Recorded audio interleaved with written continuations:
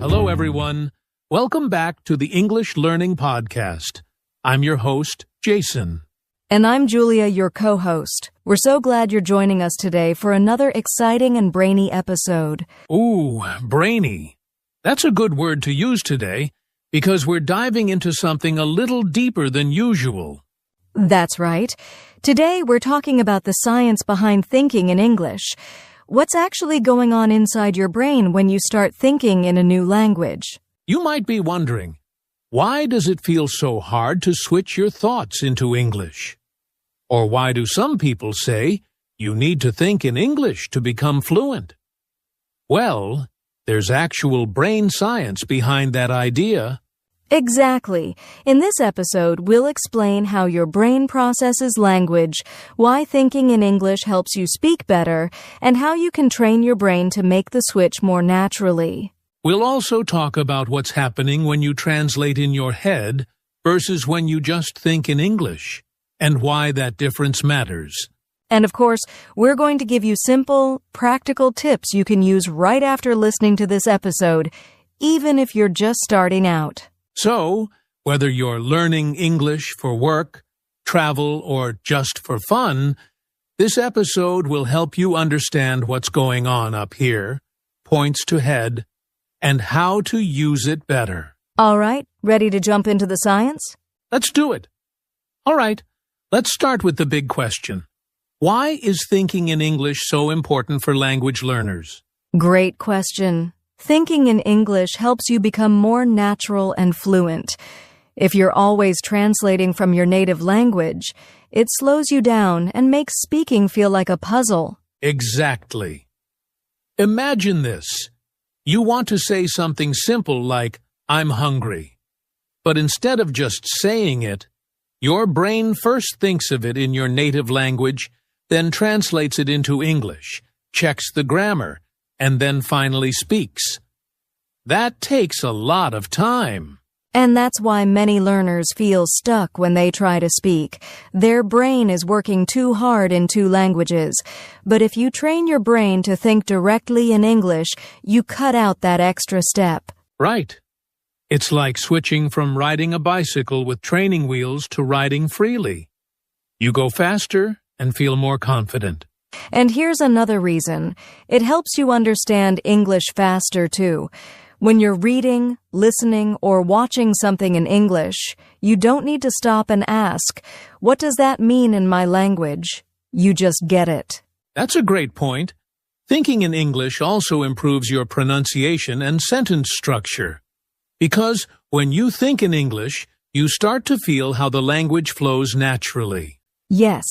It's like your brain starts building English paths, just like it did when you learned your first language as a child. So, to put it simply, thinking in English helps you speak faster, understand better, and sound more natural. It's a big step toward real fluency. And the good news is, anyone can learn how to do it. It's not just for advanced learners. Absolutely. And we're going to show you exactly how in the next segments. But first, let's take a closer look at what actually happens in your brain when you learn and think in a new language. Okay, Julia, now it's time to get into the cool stuff. What's really happening inside our brains when we learn a new language? Yes. So here's a fun fact. Your brain has something called neuroplasticity. That means it can change and grow by learning new things, including languages. Right. When we learn English, our brain is literally building new connections, kind of like roads between different parts of the brain. The more we use English, the stronger those roads become. And when we don't use English for a while, those roads start to fade. That's why regular practice is so important. Now, let's talk about the areas of the brain involved in language. One is called Broca's area. It helps you speak and make sentences. And then there's Wernicke's area. That's where you understand language. So when you hear someone speaking English, that part of your brain is lighting up. Exactly. And when you're trying to think in English, these areas are both working hard. But here's the thing. If you're translating from your native language all the time, you're also using a third part of your brain that's connected to memory and translation. That slows everything down. It's like trying to drive through traffic instead of taking a fast highway. Yes, but when you train your brain to think directly in English, you're building a direct route. No traffic, no translation, just smooth thinking. It's also important to know that your brain loves patterns. That's why it's easier to remember things like sentence structures, common phrases, and word combinations if you hear or use them often. Like when you always hear, "How are you?" or "I'm fine, thank you." Your brain recognizes that pattern and stores it. Exactly. The more you use English, the more your brain says, "Oh, this is important." And it starts saving those words and phrases in long-term memory. And repetition helps that process. That's why daily habits, like listening, speaking, and reading in English, are so powerful. You're not just learning words, you're changing your brain. Isn't that amazing? Your brain is actually rewiring itself as you learn English, and the more you use it, the more automatic it becomes. So if you feel frustrated sometimes, just remember, your brain is doing something incredible. It's learning a whole new way to think and communicate. Be patient, be consistent, and keep going. You're not just memorizing vocabulary, you're building a new language system inside your brain. And that system is what will help you think in English, speak more fluently, and understand more naturally.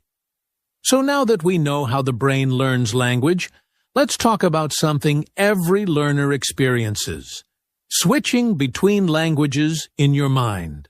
Yes, this is a big one. Most learners start by thinking in their native language and then translating into English. That's totally normal in the beginning, but it can become a problem later. Exactly. When you switch from your native language to English, your brain actually has to pause and do a lot of work. First, it thinks of the idea in your own language, then it searches for the English words, then it checks grammar, and then it lets you speak. Whew, that's a lot of steps. No wonder it feels slow and tiring sometimes. Right? Your brain is juggling two languages at once, and this constant switching uses more mental energy and often leads to mistakes or hesitation. Here's where it gets interesting. Scientists call this code switching, and while it's a useful skill, doing it all the time can hold you back from thinking naturally in English. So the goal is to reduce that back and forth switching. We want your brain to process English directly, without needing a translator in the middle. That's when you start to feel fluent. You hear English and you just understand. You want to say something and it just comes out in English, without thinking in your own language first. And it's not just about speaking. It also helps with listening, reading, and even dreaming in English. Have you ever had that experience? Oh, yes. The first time I dreamed in another language, I was so surprised. But it's a great sign. It means your brain is starting to live in that language. So switching between languages is natural at first. But our goal is to make English the default setting in your brain when it comes to thinking, speaking, and reacting. And don't worry, it doesn't mean forgetting your first language. Your brain is smart enough to hold both. You're just choosing to use English more automatically when it's needed. Exactly. Think of it like switching apps on your phone. At first, it takes time to move between them. But after a while, your fingers just know where to go. Same with your brain. It becomes faster and more confident the more you practice using English without switching back and forth. Coming up next, we'll talk about something that really helps with this process: repetition and immersion.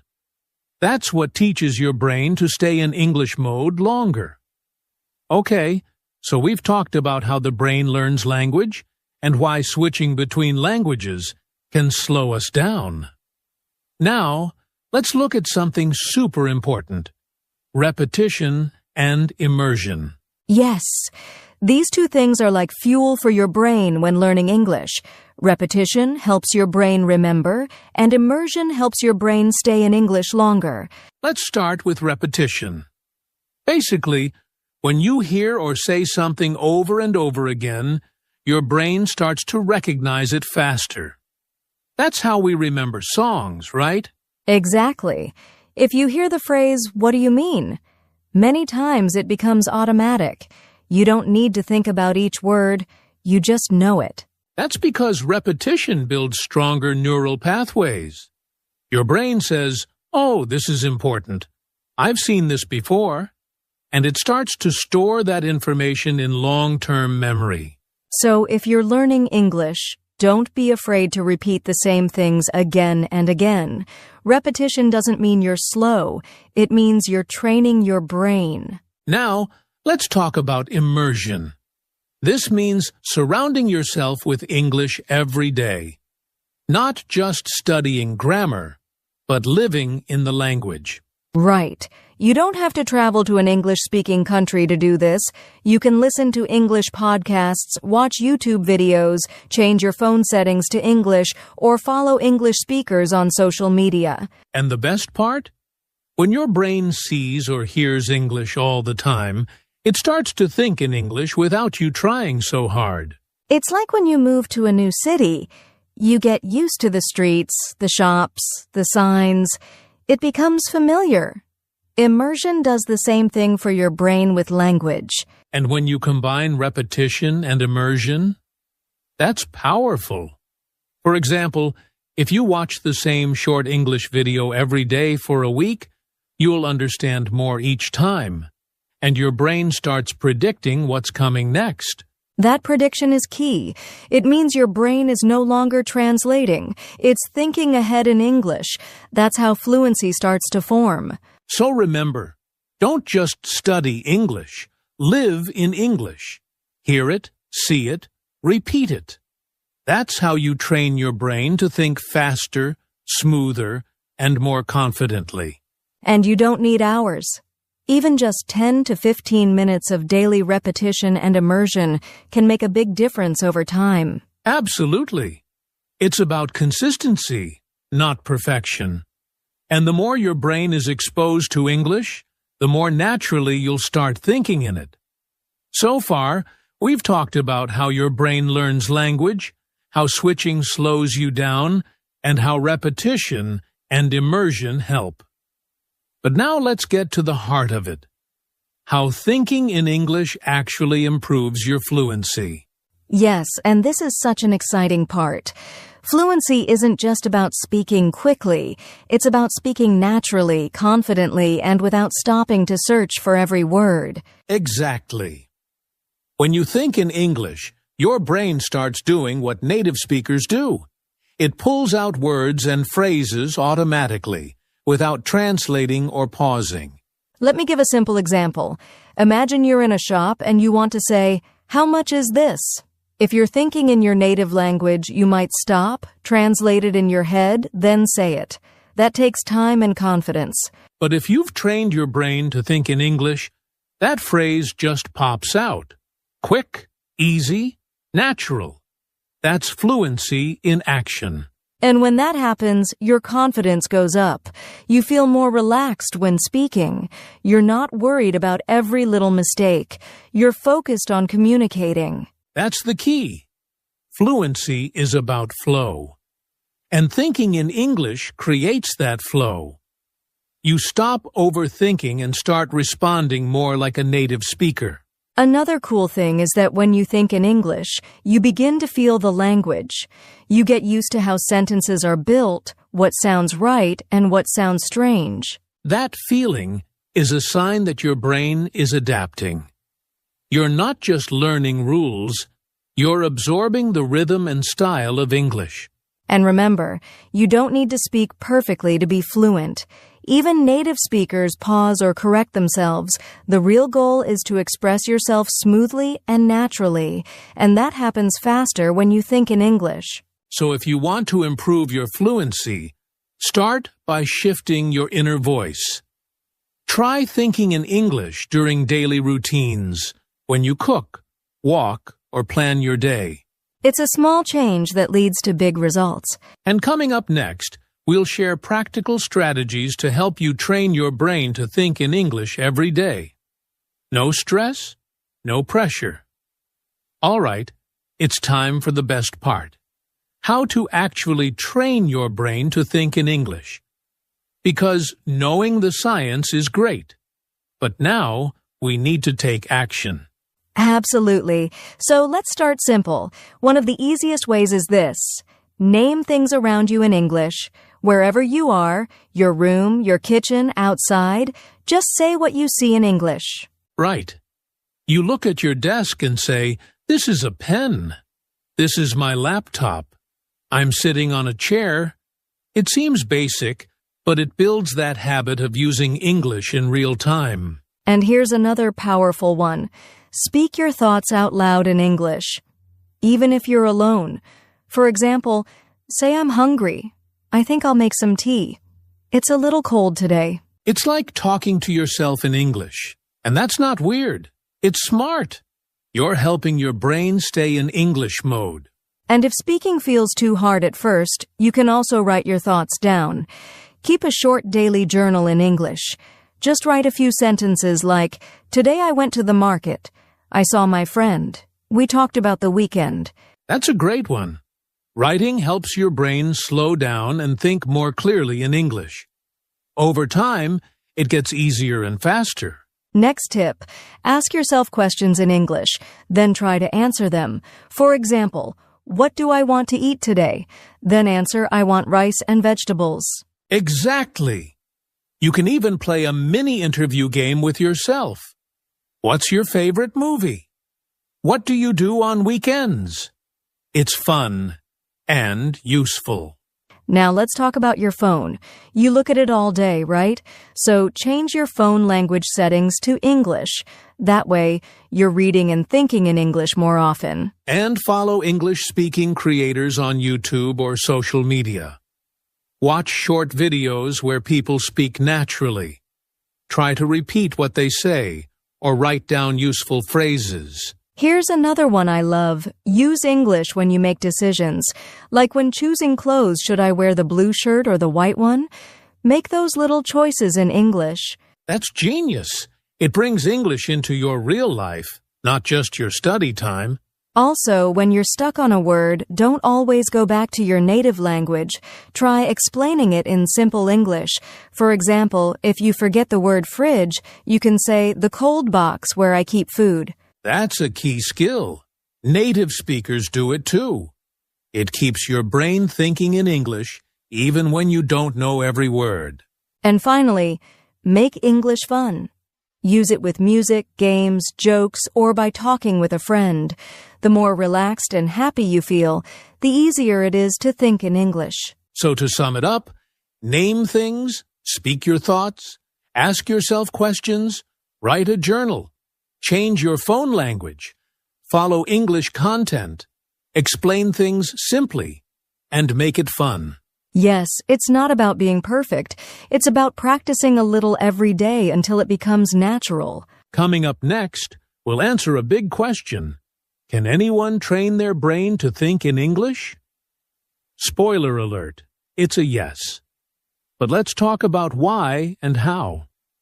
Before we move into the next section, let's pause and talk about something important. The common struggles learners face when they try to think in English. Yes, it's not always easy, and that's totally normal. One of the biggest struggles is that many learners feel stuck or slow when trying to form sentences in their heads. That's usually because they're translating from their native language first, right? It takes time, and sometimes the grammar just doesn't fit. Exactly. Another common struggle is lack of vocabulary. You want to think in English, but you don't know the right words yet, so your brain kind of freezes. That can feel frustrating. And then there's the issue of self-doubt. Learners often ask themselves, am I thinking correctly? Or, what if I make mistakes? Yes, and that fear can stop people from even trying. But here's the truth. Mistakes are part of the process. You don't need to think perfectly. You just need to keep going. Also, some learners say their mind goes blank when they try to think in English. That's usually because they haven't built the habit yet, or they're under pressure. So if this happens to you, don't worry, it happens to everyone. The key is to start small and stay consistent. You'll build confidence with time. Exactly. These struggles are not signs of failure. They're signs that your brain is learning something new. And that's a good thing. So, be kind to yourself. Thinking in English is a skill, and like any skill, it takes practice. You're doing great just by trying. So, Julia, now that we've talked about the science and the struggles, let's give our listeners something super practical. Simple exercises they can do every day to start thinking in English. Love it. Let's keep it easy and fun. First exercise, the 1-minute talk. Pick a topic and talk in English for just 1 minute.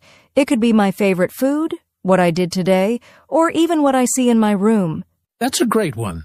And it's okay if you pause or make mistakes. The goal is to keep your brain in English for just 1 minute. Exactly. Here's another one, the mirror exercise. Look in the mirror and describe your feelings or your plans for the day. Like, I'm feeling a little tired today, but I have a lot to do. I love that. It helps you build confidence because you're practicing face-to-face with yourself. Third one, mind labeling. As you move through your day, name things around you in English. For example, I'm opening the door. Now I'm brushing my teeth. This is my jacket. It sounds simple, but it really works. You're training your brain to narrate your life in English, even for everyday actions. Here's another fun one. Question of the day. Every morning, ask yourself one question in English, like, what do I want to eat today? Or what makes me happy? Then try to answer in English. That builds your thinking muscle every single day. And for learners who like writing, daily journaling is powerful. Just write 3 to 5 sentences each evening in English. Nothing fancy. Just real thoughts. And the last one, 5 words a day. Learn 5 useful words or phrases each day, and then try to use them in a sentence, either in your head or out loud. Simple, short, and effective. These small exercises, done consistently, help shift your brain into English mode. And that's where fluency begins. So choose 1 or 2 exercises and make them part of your daily routine. You'll be amazed at how quickly your thinking starts to change. Coming up next, we'll wrap it all up and share some final encouragement to keep you going on your English journey. Wow, Julia, we've covered so much today. The science, the challenges, and practical tips to help everyone start thinking in English. Yes, Jason. Remember, thinking in English is a skill anyone can learn. It just takes time, patience, and daily practice. If you keep trying, even just a little bit every day, you'll see progress. Your brain will get faster, your confidence will grow, and speaking English will feel more natural. So don't give up. Every step forward is a step closer to your English goals. Thanks for listening, everyone. Keep practicing, keep thinking in English, and we'll see you next time.